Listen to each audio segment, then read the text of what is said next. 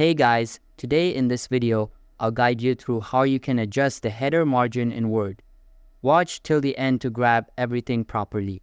Alright, so let's begin with the video.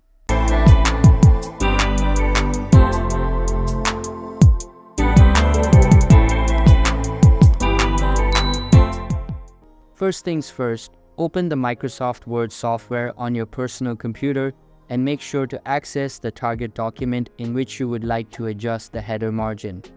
If I double-click on the header section, you can see that it is completely joined with the top end.